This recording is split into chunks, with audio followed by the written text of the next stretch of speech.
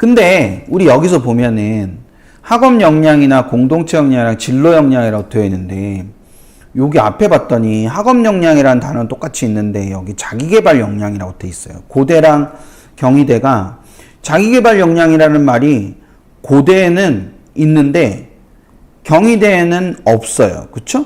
경희대는 없어요. 그러니까 이게 그런 이 학교마다 좀 다른가? 학교마다 중점 항목도 다르고 심지어 그 항목 자체가 다를 수도 있어요. 그래서 이 학업 역량만 딱 보면은 얘는 성대는 50%라고 돼 있고요. 그쵸? 50%라고 돼 있고 이 경희대는 이게 30%라고 돼 있어요. 그러니까 중요하게 생각하는 게 다른 거죠. 경희대는 대신에 진로 역량을 50%로 보고 있는 거예요.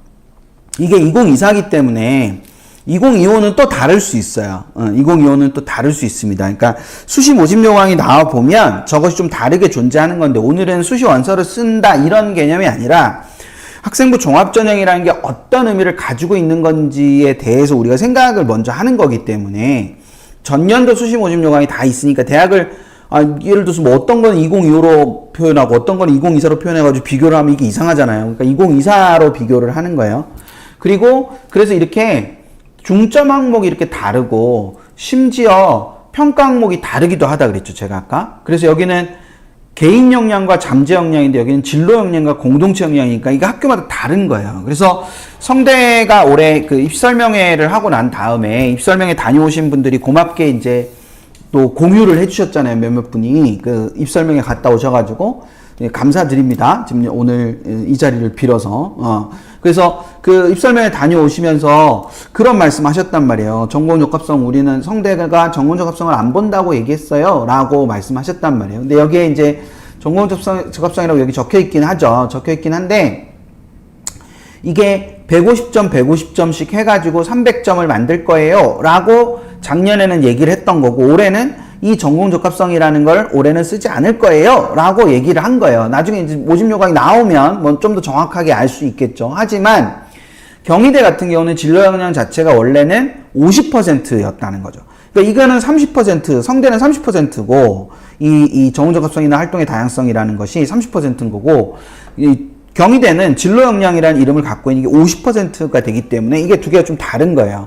따라서 내가 가지고 있는 장점이 있을 거잖아요. 내가 가지고 있는 장점.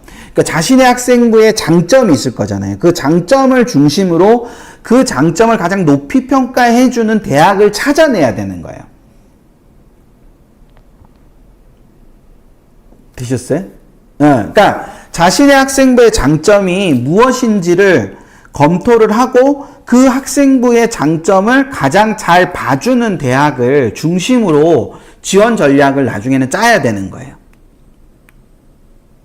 근데 그걸 생각하셔야 됩니다. 우리는 입학사정관 교육을 하는 게 아니잖아요, 지금. 입학사정관 교육을 하는 게 아니라 우리는 원서를 쓰는 거니까 원서를 쓸 때 이렇게 이 학생부 종합전형이 어떤 것인지 어떤 원리에서 움직이는지를 알아야 원서를 쓸 수 있으니까 배우는 거예요. 그러니까 최종 결론은 그래서 우리가 원서를 쓸 때 어떤 방식으로 어떻게 활용해야 되느냐가 최종 결론이 돼야 되는 거거든요. 따라서 이게 평가 요소가 분명하고 평가 항목이 분명한 상태고 과정에 중심적으로 해석을 하니 우리의 학생부를 과정 중심적으로 해석을 해보고 그리고 그걸 통해서 나타난 장점이 있다면 그 장점을 먼저 잘 정리를 하고 그 정리된 장점을 갖고 각 대학들의 평가 항목이 중점 항목이 다르니까 그 중점 항목이 다른 거를 토대로 해서 가장 잘 어울리는 대학에 지원을 해야 하는 것이다. 그 부분인 거예요. 네, 그 부분이 핵심인 거예요. 그래서 만약에 누군가를 만나러 가시게 되면 학생부 검토를 위해서 누군가를 만나러 가신다. 저는 컨설팅이란 말이 왜 이렇게 싫어요? 컨설팅이란 말이 그 용어가 누군가에게 도움을 받으러 가는 것이라는 말이 좋은데 저는 누군가한테 도움을 받으러 가요. 누군가한테 도움을 받으러 간다라고 했을 때 그 도움을 주는 사람에게 뭘 요구해야 되냐? 우리 아이가 어디를 쓰면 붙을 건가를 바라는 것이 아니라 학생부의 무엇이 장점인가, 어떠한 역량이 장점인가, 근데 역량이 뭐예요? 라고 그 사람이 되묻는다면 그 사람에게 도움받을 게 없는 거예요. 그러니까 학생부를 보는 관점에서 평가 역량이라는 것에 대해서 인지를 하고 있어야 되고, 이 친구는 그래서 성대식으로 보면 잠재 역량이 제일 뛰어난 친구이긴 하네요. 근데 잠재 역량이 여기 보시는 것처럼 20%밖에 안 되잖아요. 작년의 성대를 기준으로 하면. 그러니까 성대에 굉장히 적합한 친구라고 보기는 어렵죠. 어떤 의미에서 보면. 근데 예를 들어 이 친구는 굉장히 진로 역량이 뛰어난 친구인 것 같네요. 정원 적극성이 굉장히 뛰어나요. 그러면 경희대와 성대 중에 하나를 골라야 된다면, 두 개가 비슷한 수준의 대학이고 그 중에 하나를 골라야 된다면 경희대를 고르는 것이 훨씬 더 합격 가능성을 높이는 거죠. 그거를 선택하는 건 내가 하는 거예요. 우리가 하는 거예요. 우리가 하는 것이고, 근데 그것이 나의 주관적인 평가가 정말 정확한 평가인지, 정확한 평가라는 건 없죠. 그러니까 그것이 객관적인 평가인지가 궁금해서 누군가에게 도움을 받으러 갈 수 있고, 그 도움받는 사람에게 당연히 뭘 요구해야 되냐면 어떠한 역량이 뛰어나고 이 학생의 장점은 무엇인가를 물어야죠. 그런 걸 안 물으시니까 학생부가 별로예요 라는 자존심 상하는 말만 듣고 오잖아요. 그 사람이 안 된다고 해서 안 되는 게 아니잖아요. 그 사람이 안 된다고 하지만 될 수도 있는 거잖아요. 그 사람이 된다고 하지만 안 될 수도 있는 거고.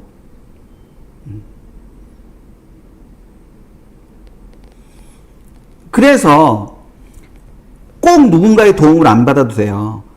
누군가의 도움을 받지 않고 우리가 할 수 있는 방법도 있어요. 좀 이따 알려드릴게요. 우리가 할 수 있는 방법도 있습니다. 그러니까 좀 이따가 알려드릴 테니까 그렇게 들어서 보세요. 근데 이게 대학마다 다른 거가 초점이 아니고, 대학마다 다른 게 초점이 아니고, 잘 듣고 계시죠? 너무 머리가 아파서 지금 못 듣나? 너무 어렵고 너무 머리가 아파가지고 지금 집중이 잘 안 되고 계시나? 잘 듣고 계시리라고 믿습니다. 이게 동일대학 내에서도 달라요. 이게 학교마다 다른 게 아니라 동일대학 내에서도 다를 수 있어요. 그래서 자, 예를 들면 요 부분이거든요. 이게 그 학업우수 전형하고 계열적합형 전형이 학업 역량이 50% 40%, 그리고 여기에 있는 것처럼 이 학업우수 전형이 이게 30% 40% 이렇게, 그쵸? 그러니까 이게 지금 이렇게 이 밑에 공동체 역량은 똑같이 20%인데 요게 학업우수 전형은 학업 역량이 50%고 계열적합형은 이거 두 개가 다 비슷비슷한 형태인 거잖아요. 그쵸? 이렇게 돼 있는 거예요. 이렇게 돼 있는 겁니다. 이렇게 돼 있는 거예요. 그러다 보니까, 자, 그러면 우리 생각을 해보세요. 학업 역량이, 자, 잘 들어보세요. 학업 역량이 학업우수 전형과 계열적합형 중에 어디가 학업 역량이 더 높아야 돼요? 이거는 꼭 대답하셨으면 좋겠는데, 아니 채팅으로 안 쓰셔도 꼭 대답을 말로 하셨으면 좋겠어요. 자, 학업우수 전형과 계열적합 전형 중에 어디가 더 학업 역량이 뛰어나야 되겠어요? 학업우수 전형이 더 뛰어나야 되겠죠? 근데 그 학업 역량을, 그러니까 그 입결을 발표할 때 학생부의 서술을 다 보여줄 수 없으니까 평균 등급을 보여주잖아요. 이 말도 되게 잘 이해하셔야 되는데, 입결을 보여줄 때, 종합전형 입결을 보여줄 때 그 과정에 대해서 우리가 어떻게 해석했는지를 대학이 다 표현을 할 수가 없으니까 학생부 평균 등급으로 알려주잖아요. 그쵸? 그러면 그 학생부 평균 등급은 자기개발 역량과 학업 역량 중에 뭘 더 잘 드러내는, 그러니까 학업 역량과 자기개발 역량과 공동체 역량 중에서 뭘 제일 잘 드러내겠습니까? 그 학생부 평균 등급이라는 게. 저 셋 중에서, 학업 역량과 자기개발 역량과 공동체 역량 중에서 학업 역량을 제일 잘 드러내겠죠. 학업 역량이 평균 등급만으로 나타나진 않지만 그 평균 등급이라는 것 자체가 학업 역량이라는 걸 나타내는 역할을 많이 할 거잖아요. 그러면 동일한 학과라면 이 두 개의 모집 전형을 모두 사용하는 동일한 전형이라면, 그쵸? 뭐의 학업 역량이 더 높아야 될 거예요? 평균 등급이 뭐가 더 좋아야 돼요? 학업 우수 전형과 계열적합형 전형을 동시에 뽑는 대학이다. 뽑는다. 학과가 있다. 그 학과가 학우와 계적 중에서 어떤 거의 평균 등급이 더 높아야 돼요? 학업 우수가 더 높아야 되는 거죠. 그래서 학업 우수가 평균 등급이 더 높아서 계적은 낮아도 쓸 수 있다가 아니라 계적도 고대급인 걸 증명하는 거고 학업 우수도 고대급인 걸 증명하는데, 학업 우수는 학업 역량으로 고대급인 걸 증명하는 것이 좀 더 강하다면 계열적합형은 학업 역량으로는 고대급이 아니어도 다른 걸로 고대급인 걸 뭐 하는 거예요? 증명하는 거예요. 그래서 결과를 보면 동일한 학과 바이오 의공을 예로 들면 바이오 의공에서 2022학년도도 계적이 낮고 2023학년도도 계적이 낮잖아요. 이게 그러니까 교과 평균 등급이 낮으니까 계적을 쓴다고 하면 안 된다고요.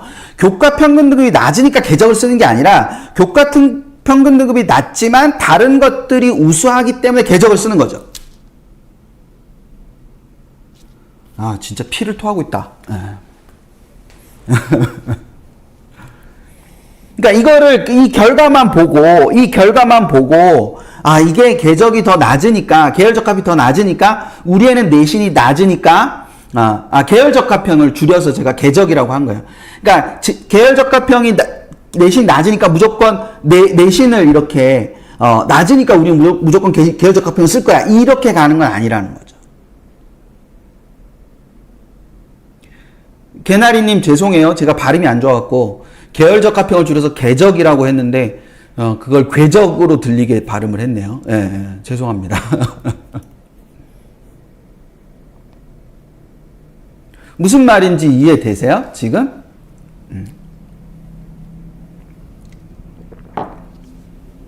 그러니까 그 차이가 존재하는 거예요. 근데 이제 고대 같은 경우는 지금 보면은 고대 같은 경우는 여기 20%는 같고, 그쵸? 여기 20%는 같고, 요게 이제 10% 정도씩 차이가 나는 거잖아요. 고대 같은 경우는. 요렇게 차이가 나는 건데, 중대 같은 경우는 아주 큰 폭으로 달라요. 그쵸? 그러니까, 이게 큰 폭으로 다릅니다, 이게. 중대 같은 경우는.